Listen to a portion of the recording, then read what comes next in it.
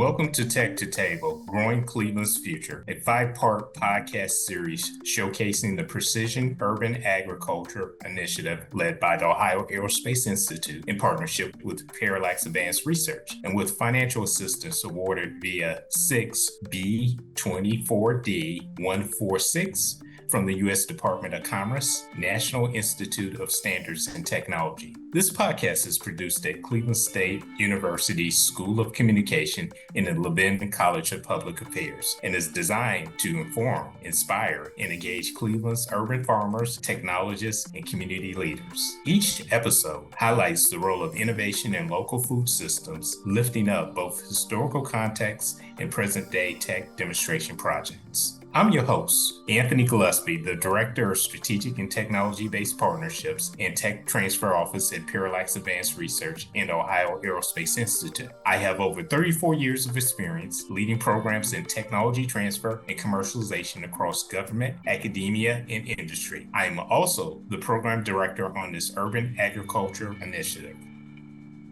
In episode 2, Roots of Innovation, Ohio's Urban Farming Legacy, we're stepping outside of Cleveland to spotlight the work of Central State University's Agriculture and Natural Resources team, an inspiring example of how communities in other parts of Ohio are growing resilient food systems, supporting local growers, and using innovation to shape a stronger future. By looking beyond our city, we hope to share ideas and best practices that Cleveland's urban agriculture community can adapt and build on right here at home. Let's dig in.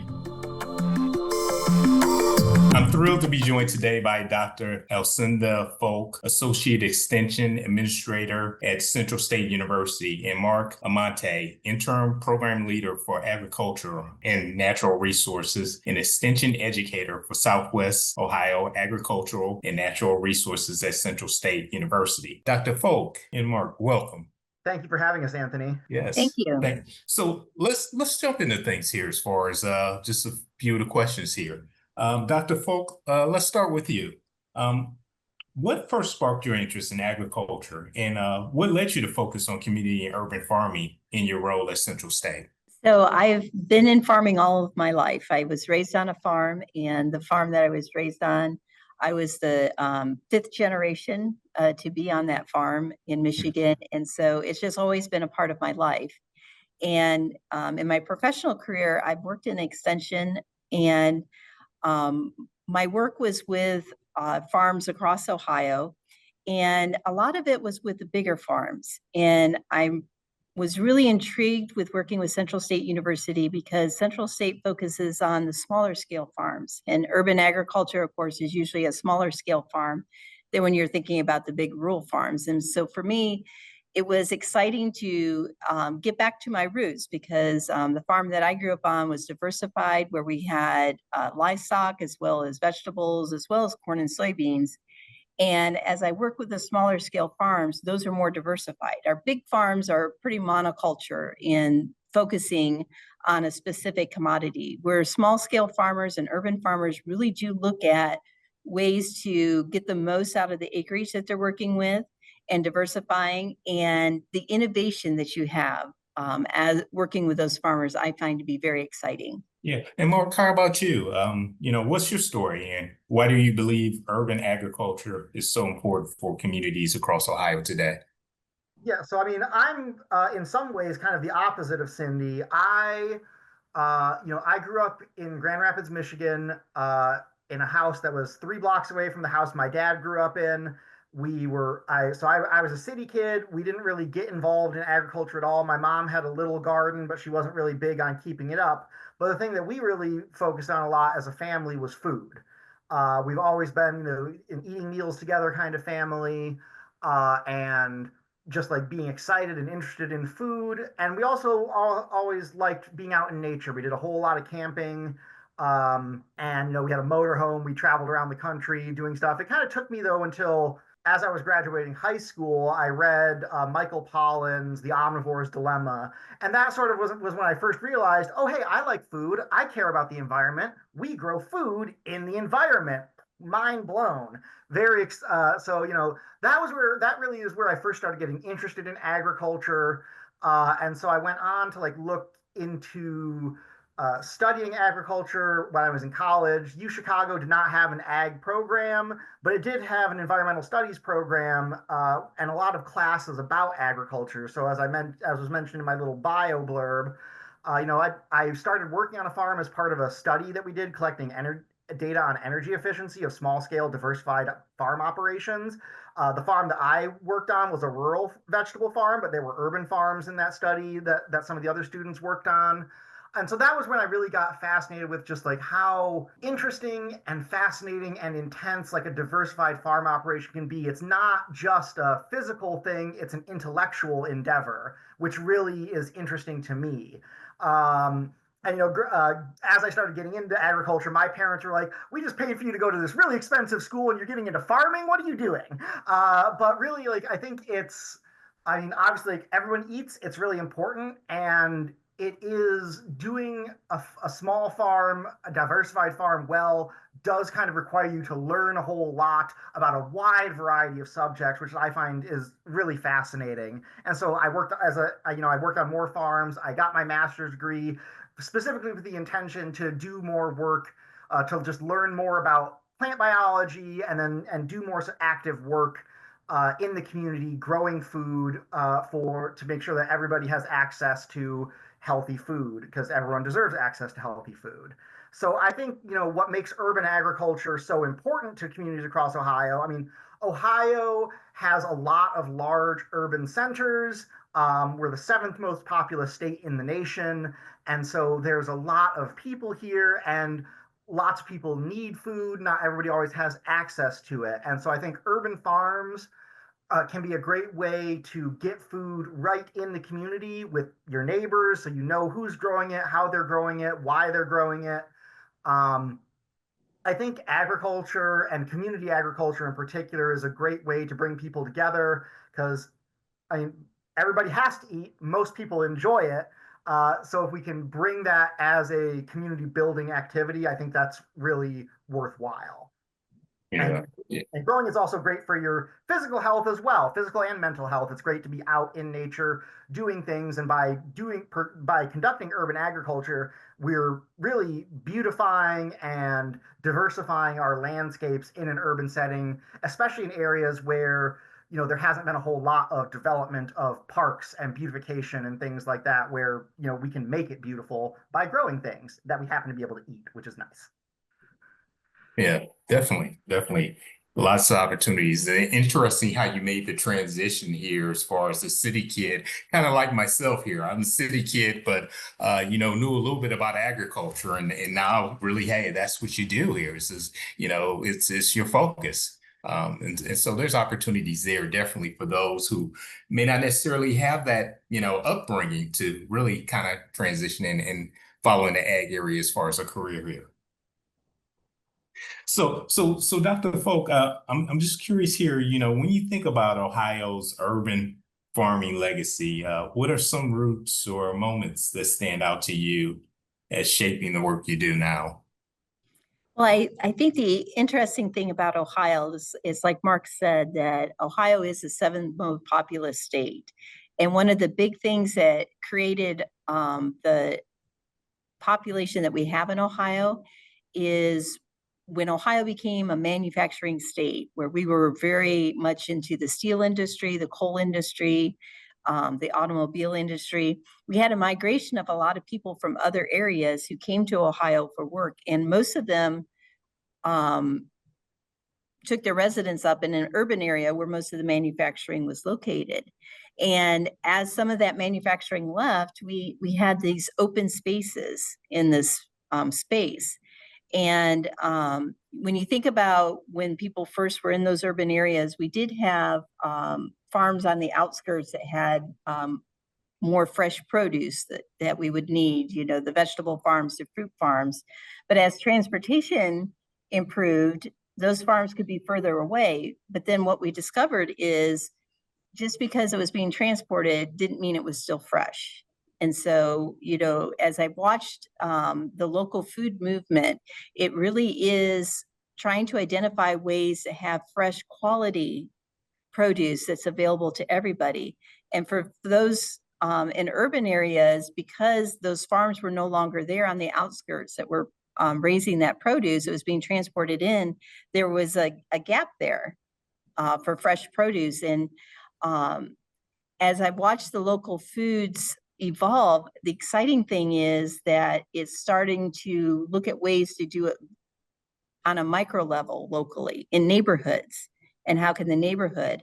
I think COVID scared a lot of us because suddenly those supply chains that transported the food from faraway places were not available.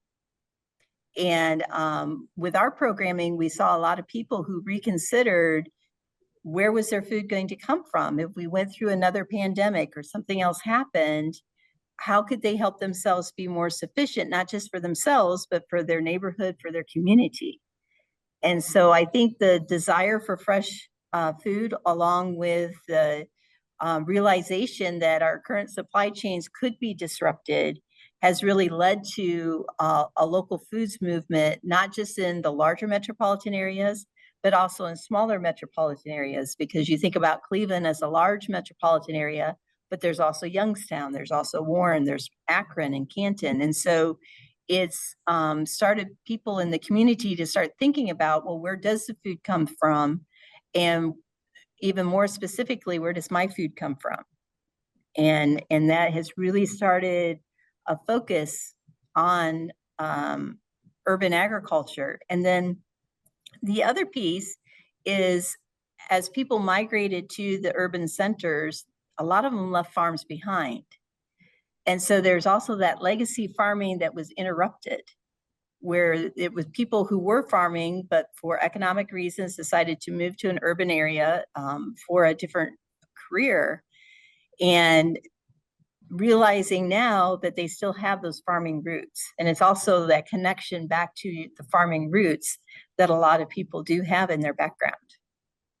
Yeah, that's an interesting perspective. I can relate to that, even in my family, as far as migrating from the south to the north. And, some of those agricultural roots continued just with my dad, my mom, with a small garden, nothing as far as really looking at scaling it up, but just for the family there. So I think lots of folks can relate to that experience that you described, Dr. Folck, here.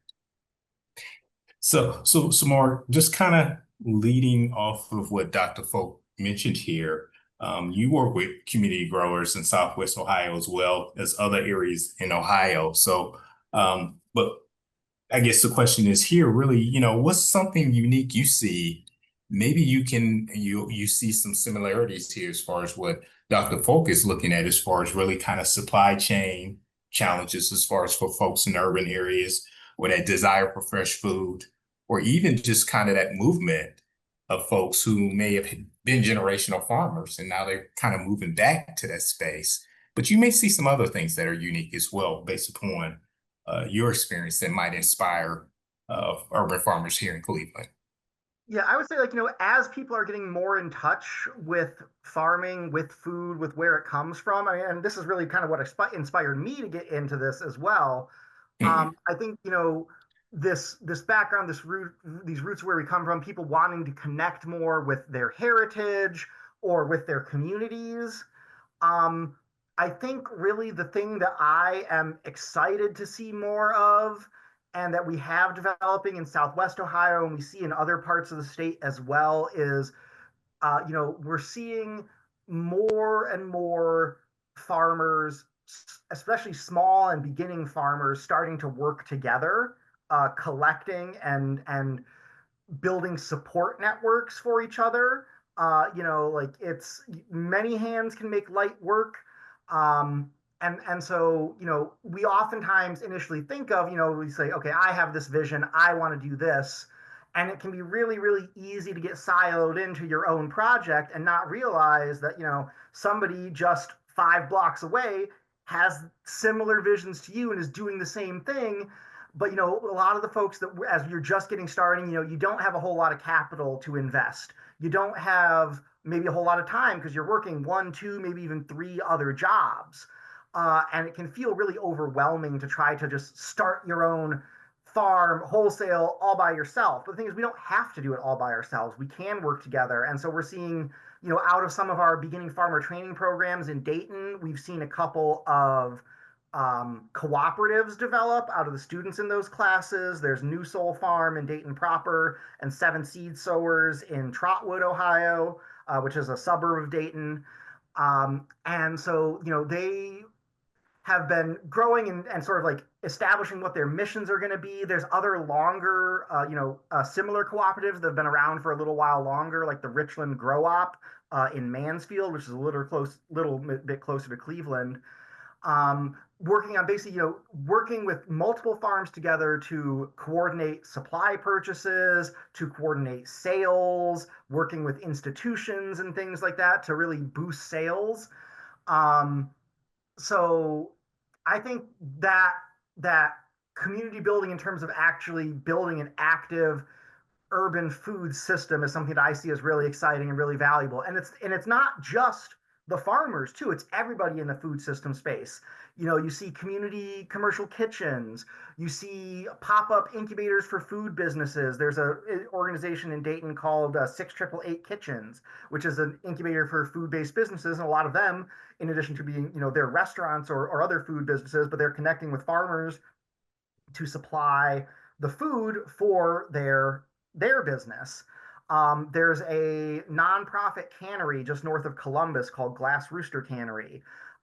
They work with small farmers to reduce food waste by taking products that were maybe seconds or that didn't sell at market, and turning them into a value-added product that then you can go and sell without having to do your own canning and things like that. So there's a whole scope of things that we can get together, and we're all stronger when we work together. It can be really hard and overwhelming and sometimes depressing to try to do everything yourself, but the great thing is you don't have to, and there's so many passionate people out there and so many people with great visions that we can work together to build on. And I think that's what I'm seeing more and more of, and that's what's I'm hoping we see more and more of, and I'd like to see more of that in Cleveland too. Yeah, and it's interesting as far as your responses here, as far as really kind of looking at, farming here and just some of the drivers here to create this environment with respect to urban farming. Dr. Folck mentioned a lot here as far as looking at, really on I would say, the demand side of things, where, folks are realizing, hey, there's breaks in the supply chain. I want fresh food as far as in an urban corridor. And then Marc, you mentioned as far as the piece really on the supply side, how you see this cooperation that's happening here. It's really bridging and creating, an interesting marketplace here for growth.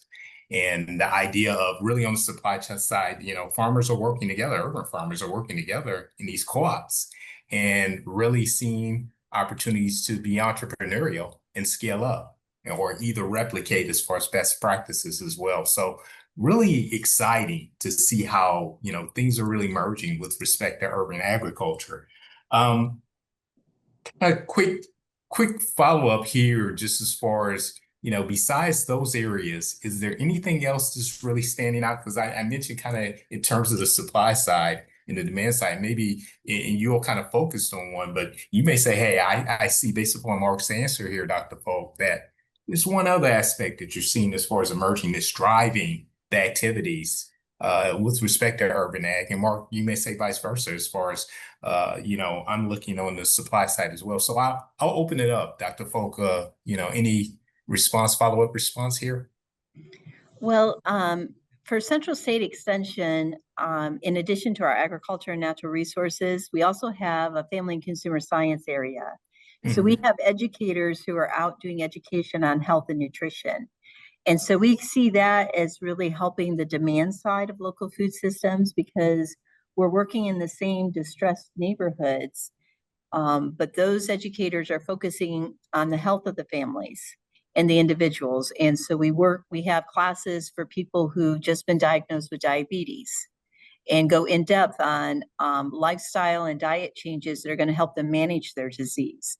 And so that becomes the aha moment for some of our families and individuals in a community, that maybe there needs to be a change in what they're eating. And it's good to have that urban agriculture presence because that gives them opportunities to make connections to help improve their diet, which is going to help improve the health of them and their families.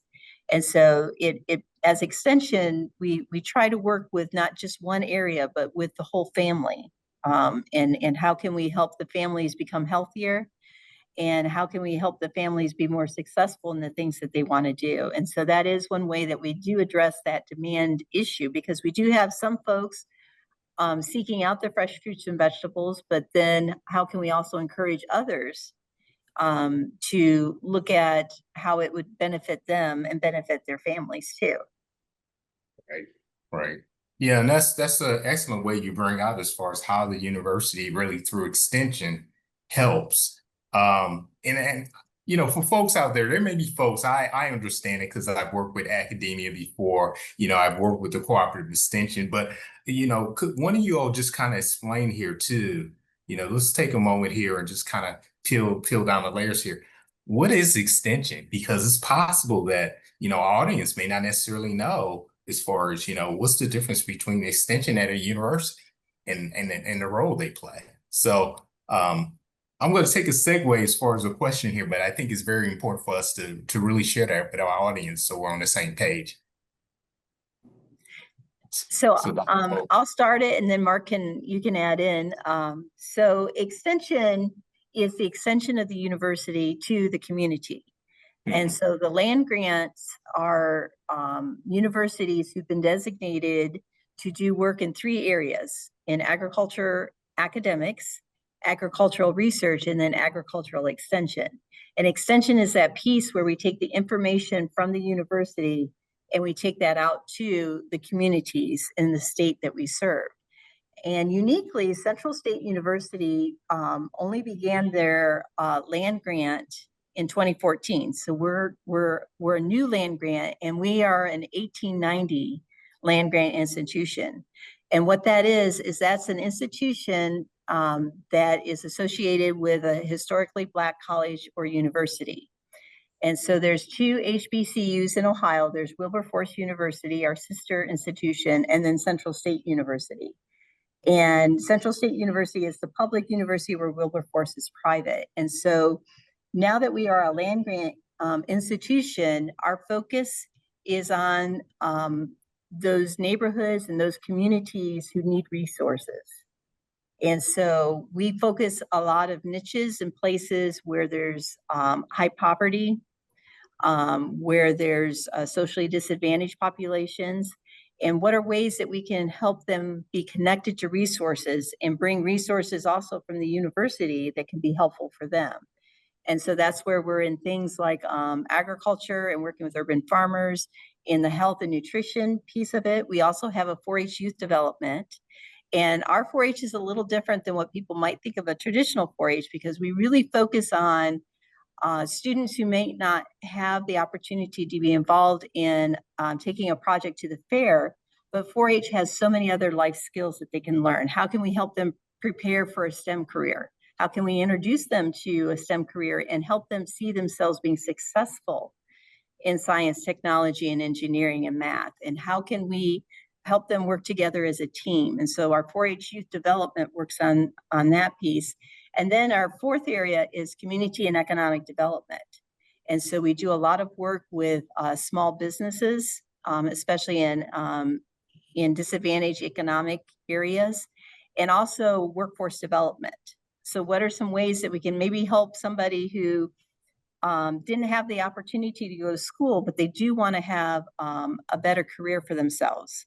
And so what are ways that we can provide some resources, provide some education to help them become more successful? And also that helps the whole community to be successful.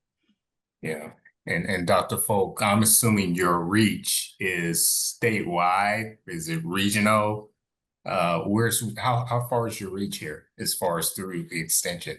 Yes, so we are statewide, and we focus on, there's 88 counties in Ohio, and we're small, so we don't have capacity to reach all 88. So we focus on, we've identified 42 counties, and these counties all have a per capita average that is below the poverty line.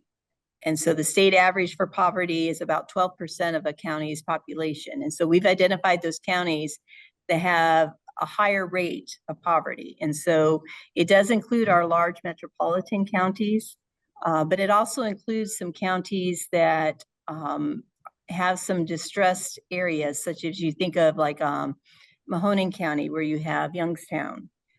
It also includes some of the counties down in the Appalachian area where we have high rates of poverty. And so we do focus in not necessarily like countywide programming, but where are the communities, where are the neighborhoods, where we can provide resources to connect the folks there with other resources.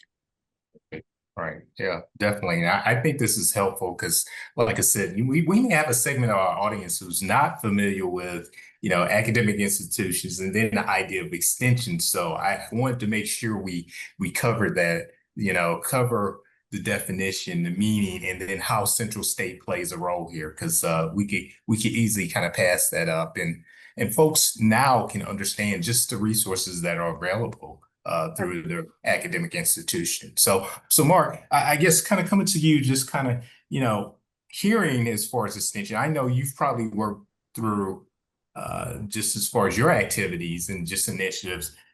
Maybe there's one story. Could you share a story or a partnership or activity that you have as far as engaging with extension here? Because I think that brings a little more understanding kind of through your experience to others who may be listening to this podcast here. Sure, yeah. So I already mentioned like the cooperatives that formed sort of out of the classes that we did in some of these communities that Cindy mentioned. I don't want to just go over that again. So we do a whole bunch of different things, even though we are a pretty small team. For the last 3 years, the A&R team has been 5 people. As of yesterday, we are up to 10. So I am really excited to be sort of having more capacity to do stuff out there. But even with a small team, we have done a lot. So like I said, we've been helping these cooperatives form. But I think one other really cool highlight that we've been working on is we've been working with Ohio State and with the Ohio Ecological Food and Farming Association, OFA, and another organization in Southeast Ohio called Rural Action to develop a farmer researcher network. So, and by that, it's a network to encourage and inspire and enable farmers to do their own research projects and like community citizen science, essentially, to improve farm operations and things like that. So, we have opportunities for helping folks write grants, for helping them develop proposals for projects to look at that can do things to improve their farm operations. We have, we also, in sort of like in line with that, we work with the North Central SARE. That's the Sustainable Agriculture Research and Education Service. They have grants that are specifically written to be applied for farmers to apply to conduct, practical experimentation. If you want to try out something new, but you don't have maybe the money to do it, or it might be a risky operation, you could apply to certain grants to test it out. And I think there's so much great innovation happening with small farms that oftentimes, have very small budgets. So by getting these farms connected with researchers and with grant opportunities, we can help farmers, improve their own farming operations, but also advance the collective knowledge of all farmers everywhere, which I think is a really great thing. And just as another side thing that I think is a partnership that I think has been going well, and we're really looking to promote it and boost it, is we are working with an organization called Market Maker, which originally came out of the University of Illinois Extension. And this is basically, you could think of it as a social media network for farmers and for buyers of farm produce. And so we're looking to recruit more members. So both on the farmer side, you can create like a farm profile. You could, link in an online store. Um, and you can, there's the buy sell forum. So, if you're a farmer and you say, okay, well, I'm kind of like my tomatoes are going crazy. I've got 200 pounds of tomatoes. Who wants to buy them? And then people can come and check your post and buy from you. And so, and then buyers can get involved there as well, whether that's restaurants or childcare centers or schools or hospitals or any other organization that might need to buy in bulk from a farmer. So, part of that partnership came because we got a SARE grant to develop an app for cut flower growers to connect them better with florists who often don't really realize that when you're growing in Ohio, the seasonality is different if you're used to ordering just from the bulk flower supply companies that are getting all their flowers from Colombia and Ecuador. And they're growing them in greenhouses so they can get anything anytime. And so that like grant to do that, we developed an app, and the app was developed by the market maker people. And so now we are really trying to get more people involved because the social network is stronger, the more people are on it. And the more buyers and producers are on it, the better it's going to go over. And we're partnering with a whole bunch of organizations around the state to promote that, to develop that more. And I think that's going to be a really exciting thing to have a more active sort of like online marketplace for produce. I think it's going to be a great, game changer for a lot of small farmers potentially. Yeah. So you're still looking for potential involvement as far as the marketplace here, buyers and suppliers to the network here. Yes, absolutely. Yeah, the Market Maker Network is, it's always open. It's actually been around for um, over a decade, might be close to two. I can't remember off the top of my head. Hmm. But it is, it's like I said, it's basically kind of like a social media network. So like farms can sign up and create a profile, buyers can sign up and create a profile and search for things they need.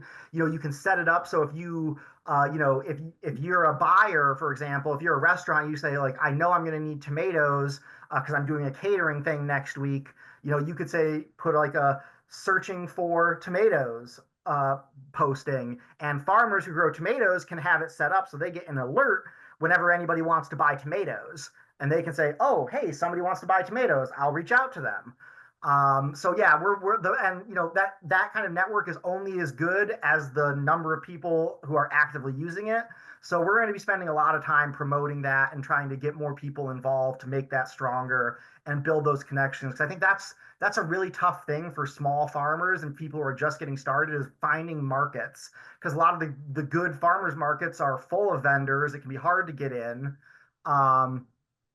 And so, anything that improves access to buyers is going to be a boon for growers.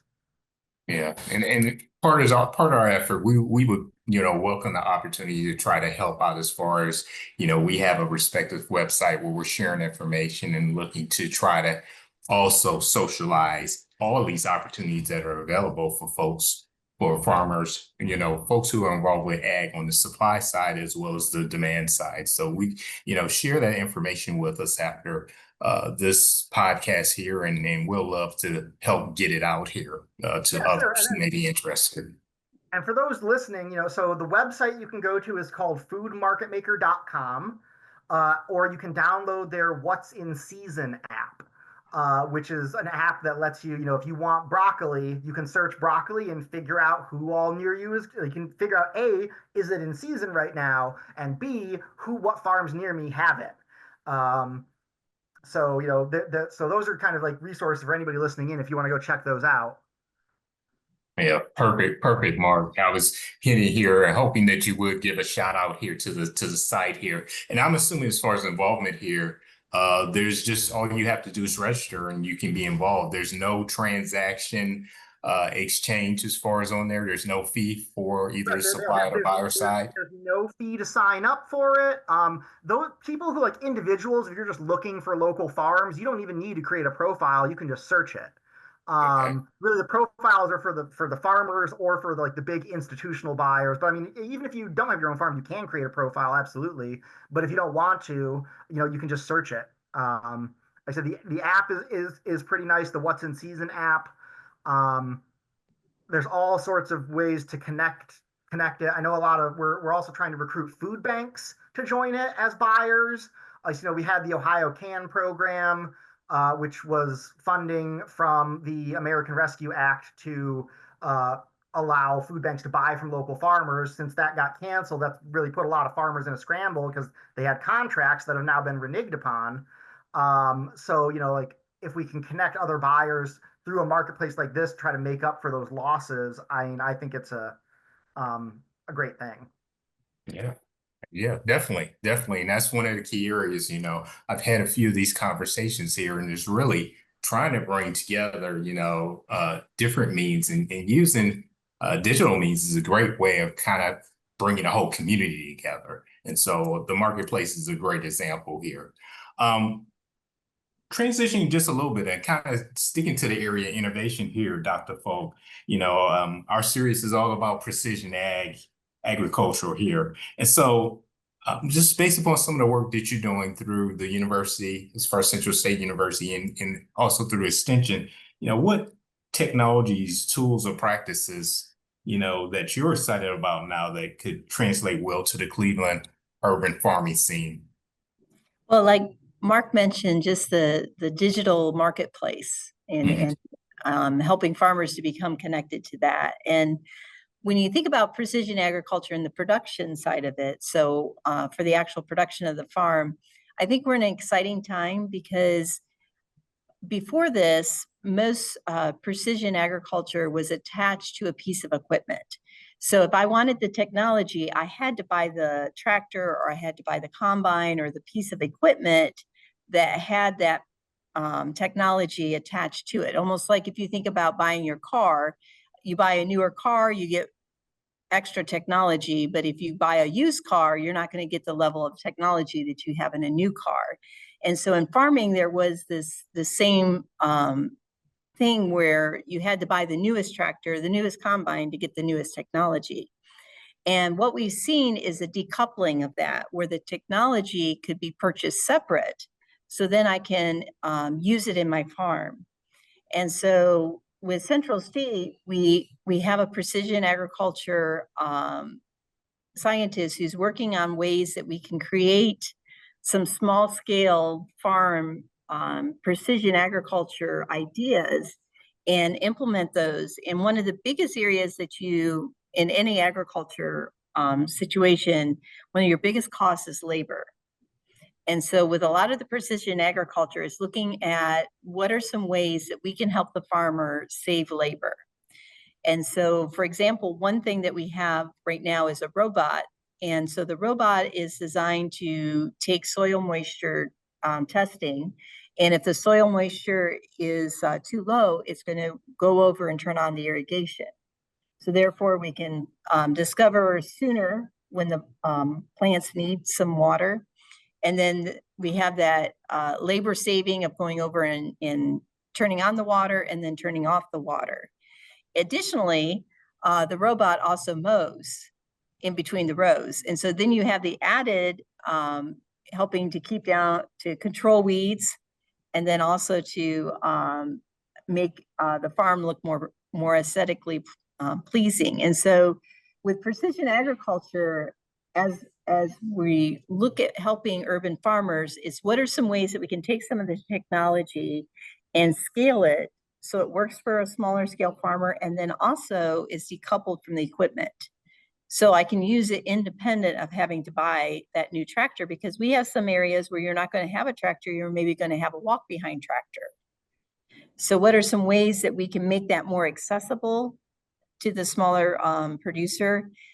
Because we want to make sure that they're able to save the labor, have better tracking systems, and have access to technology that's available just on a smaller scale. And really, as far as you're trying to make the equipment available, but I'm assuming also it's at a price point where they could afford the equipment as well, because that's the key. And that's part of the decoupling it from the new piece of equipment. If I can have the yield monitor, then it's something that I'm going to be able to use, that if I don't have to buy the brand new tractor, but I have some sort of a digital way that I can keep track of my yields. It's easy to use, accessible to me, but I don't have to have that brand new tractor to access Yes. that technology. Yes, yes. And that's definitely how a university from an innovation standpoint is really looking at how can they do research in ways and really develop concepts, develop could be potential products, but it could be, equipment that can help farmers really be more efficient and take advantage of just some of the savings for them to really have a business, a sustaining business. Excellent as far as Dr. Folck, as far as how the university can play a role. Marc, I'm going to ask, a question along the same lines here. I know you mentioned as far as the market maker being, one of the ways that digital innovation is really helping bring farmers together. But I'm curious if you've seen any other ways as far as the small community growers using innovation, even on a tighter budget, because they're at a smaller scale. But you may have seen some best practices, some examples that you could share, some key examples here for the audience. Sure, yeah, and I want to tag on to a little bit on the end of Cindy's question Sure. as I dive into that too. So, it's not always just like the super high tech stuff that is a tech advancement for small farmers. There's a lot of mechanical tool advancement that's been going on that can make things a lot more efficient for the small scale farmer that are relatively affordable in the grand scheme of things. I mean, some of these tools might be, pricey on their own, but if you can do the math of, how much labor it saves you, they're very efficient. So I'm thinking of things like there is something called the quick cut greens harvester, which is like, on a traditional farm, older, if you're doing like baby salad mix, a lot of times, like, when I was first harvesting that at farms I worked on, I'm straddling the bed, I'm cutting it with a knife with my hand, I'm dragging the harvest bin along with me. It's really painstaking. It takes a while. This quick cut greens harvester is powered by a hand drill, and it spins, and it has like a oscillating blade and these spinning little bits of rope to just sort of like go through and push, and you can do a whole bed that would take you an hour by hand to harvest and do it in about 10 minutes, if that, with the quick cut greens harvester. Or like, for planting, the paper pot transplanter that was recently developed, that is something where you can it's really great for like highly densely planted crops, which are, if you've ever done it, are a real pain in the keister to actually like put in by hand. This will, you can plant it in basically this daisy chain of paper pots that then attach to the planter, and it goes and plants them all at the exact right spacing for you, saving you a ton of time. It can cut down, 80-90% of your labor for planting those crops. For other like more exciting technology, so I mentioned SARE before. SARE is a USDA program, so it's federally funded. It's very transparent. Anybody can go and look up what projects have been funded or what have been done. So if you're looking for inspiration for your farm, you can go search there. There was an exciting project, technology-wise, that just got funded this last round of Farmer Rancher grant funds, looking at testing using drones for applying fungicides to fruit trees and things like that, which is a very labor-intensive process. And the thing is, drones can't carry a really big payload. So like actually using these for drones is actually a substantially better investment for a small farmer, because they can do their whole operation faster than somebody with hundreds of acres could, because those drones can only have 1, 2, maybe 5 gallons worth of material in it and to be able to lift off. So there is a lot of exciting technology there, and it's not just the fancy stuff. There's also like apps for like pest identification. That's a great like game changer for like new farmers who don't have a whole lot of knowledge of what their pests are. But now to get back to your original question, so like in terms of some practical ways seeing small growers use innovation, I mean, like I mentioned before, like collective effort and collaboration. It seems like it's not innovative, but it really is. We have a culture that is very focused on individual achievement and individual growth and success. But just from a practical hands-on management standpoint, it's way easier to manage a farm that produces 3 crops than it is the farm that produces 15. Because all those crops have different management needs, different pest problems, things like that. So if you can work together and say, like, you really like growing tomatoes, but hate growing beans, maybe you can be the tomato person. Your neighbor down the way can grow the beans, and then you can do one person getting one farmer's market stall instead of all of you having your own and competing against each other. Obviously, that takes a lot of work and collaboration and openness to communication and things like that. But like, it can be a real game changer if you can find people that you can work well with to do it. Also just like doing a lot of DIY stuff, like cold storage, for example. My farm, I have an old fridge in my garage that I got on Craigslist, or Facebook Marketplace, one of the two. Craigslist isn't really a thing anymore, I don't think. Buying cheap used stuff for 20, 40, 50 bucks as a holdover until you can get, bigger stuff, or, looking at old restaurant auctions for decommissioned walk-in coolers, building those yourself. There's this great little piece of technology called the CoolBot, which I think a lot of farmers know about, but basically what this is it's a little doohickey that you can wire into a window-mounted AC unit that tricks that unit into continuing operation even when it's cold, so that you can turn an insulated space like an old walk-in cooler or an insulated trailer or an insulated shed or an insulated room that you build into a walk-in cooler for a fraction of the price of buying a brand new one. Some other good things are just repurposing old materials and keeping an eye out for things. If there's a food manufacturer anywhere in your neighborhood, they've probably got food grade barrels and containers that you could use for rain barrels or for aquaponics. Looking for old pallets to develop trellising, or or to build other structures for your farm operation, by getting basically just what amounts to free wood and nails if you're willing to pull them apart. I'd say seed saving and maybe even some small scale home scale plant breeding is something that a lot of people do. A lot of people are really interested in seed saving, so they don't have to keep buying seeds year after year. So being sure that you know what seeds you can save versus what seeds you shouldn't. And how you might identify, well, what plant should I save the seed from? In terms of like, okay, this plant is producing the best quality fruit, the biggest, it's got the best growth, it's got the least pest problems compared to all my other plants. These are things that that doesn't even need any technology, just a little bit of know-how. And I would say just like being open to, there's a lot of folks being open to adapting to unusual opportunities that arise. I know some farmers who they had their elderly parent, went into like a nursing home, and they started doing a pop-up market there. And it went really well because a lot of these folks, they have a hard time getting transport around. They don't always get access to fresh foods. And so, that was, they would do a pop-up market. At other places, they would just do a distribution of produce that didn't sell.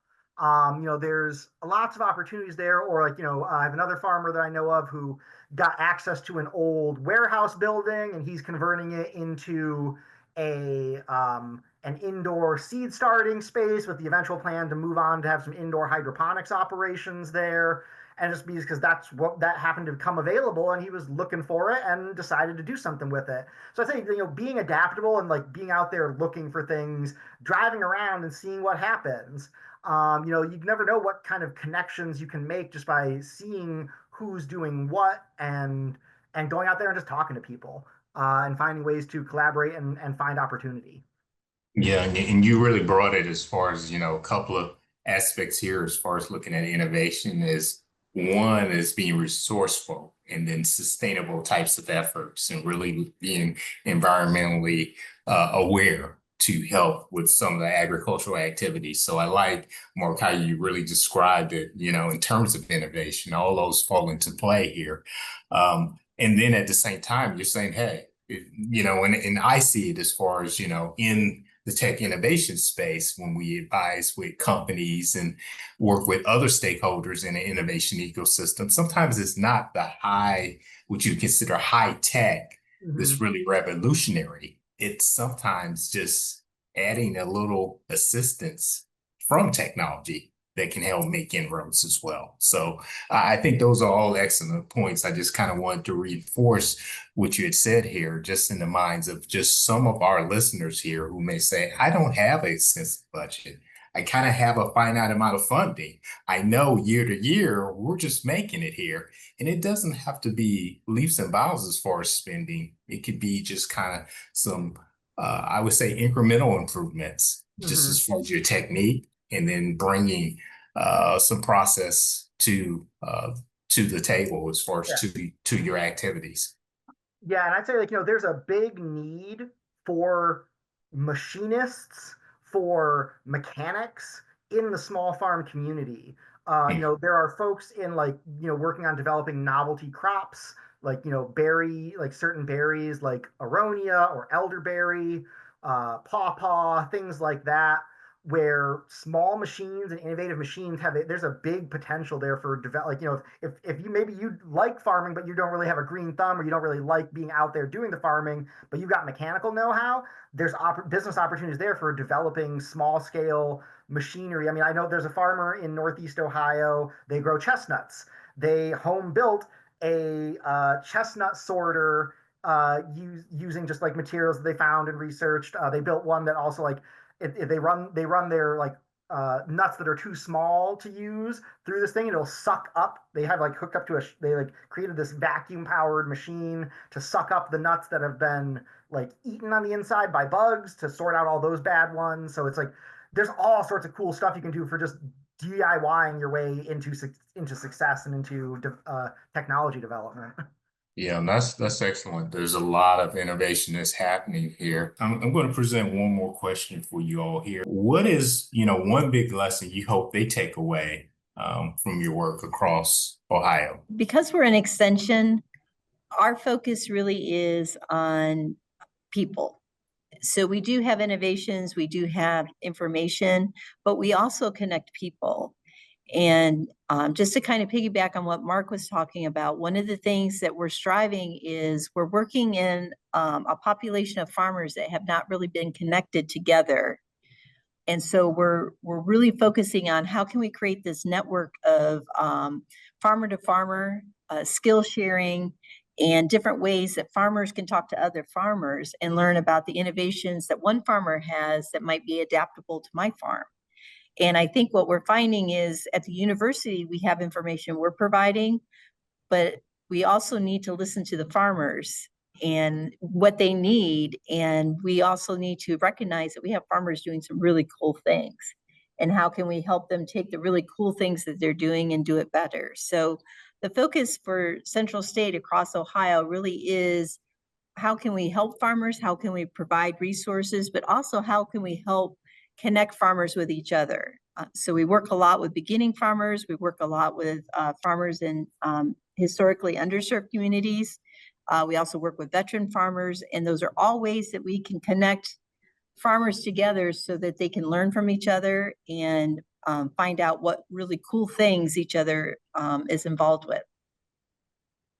Yeah, and that's great. Yeah, definitely. And I will say, as far as academic institutions, in the state in particular, because Central State is a land grant institution here, through extension and just the research activities, a valuable resource available for, our participants who are involved in farming. It could be urban ag, or it could be bigger scale here. So I invite them to do that. Marc, I'm going to ask the same question here. What's one big lesson that, the urban farmers and technologists can take from, just the work that you're doing? You're engaged, you're in the trenches here, you're involved as far as, you mentioned as far as bringing folks on the demand side as well as the supply side together, but, co-ops that are forming. But what's that one big takeaway here? I'll pass it on to you to share. Sure. This is takeaway regarding like technology innovation, basically, for small farms. Well, it could be as far as your work. What's kind of one key takeaway that you have, and you don't have to. I'll leave it to you to decide. As far as it can be on the innovative side, but it could be another area with respect to policy work that you're doing, or other areas, other initiatives you're involved in.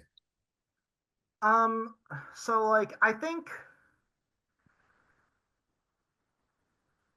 yeah, I think the biggest takeaway, like Cindy mentioned, is um, by connecting with other growers, with other producers, with everybody else, it's it's making us stronger together.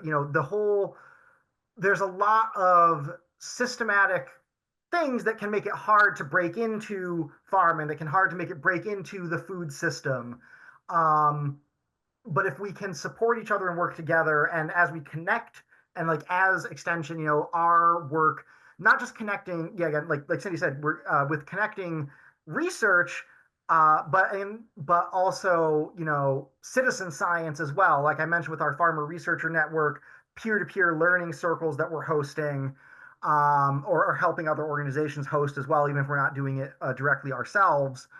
Um, every single person out there has their own unique set of knowledge and skills that might solve a problem that you are having in your operation. And the more we can bring that out there, I think the better it is, the more successful our farmers will be, and the more connected we will be in times where we need that sort of mutual support to ensure that we have food, if there's supply chain disruptions or things like that. The one thing that I have found most interesting, and I think the thing that has been a real learning point for me joining CSU, and I think it's something that we're trying to dial in more and focus on, is the vast majority, I'd say maybe not the vast majority, a majority of the farmers or aspiring farmers that we are working with in these underserved communities are significantly more interested in community support and engagement than in a for-profit business. Um, and so finding the ways that we can support that by helping build these connections and build this community engagement, I think is where I see our innovations coming from. Because then again, a lot of farmers, they have a lot of different resources. I have talked to farmers that have been farming for a long time that I've mentioned, hey, there's these cool tools that you can use, and they haven't heard of them. Or they tell me, hey, I used this and did this, and I haven't heard of that before. So I think that is a big place and a big, I think, beneficial space that we as CSU can operate in, is that bringing people together, because it doesn't just bring community together, it brings not pools of knowledge together. And we do also a lot of this by going out and working one-on-one with partners that are already doing this kind of work, and using our land grant status to help assist them with the work that they're doing, and collaborating with them as well. We don't want to be an institution that says we do it all for you. It's we want to work with you to help you build yourself up. Yeah, and I think you described it, very well, as far as I think a lot of, and let me just see if I'm summing it up here. You can say yeah or nay here, but I mean, one of the big things as far as farming, typically a lot of farmers go at it individually, kind of alone. And you're saying now there's a lot of ways that there's a community out here, and given a lot of the urban ag efforts that are happening here, community is the key. They're looking at bringing value to the respective communities. And so they can work together and share information, and also share within the community as far as engagement.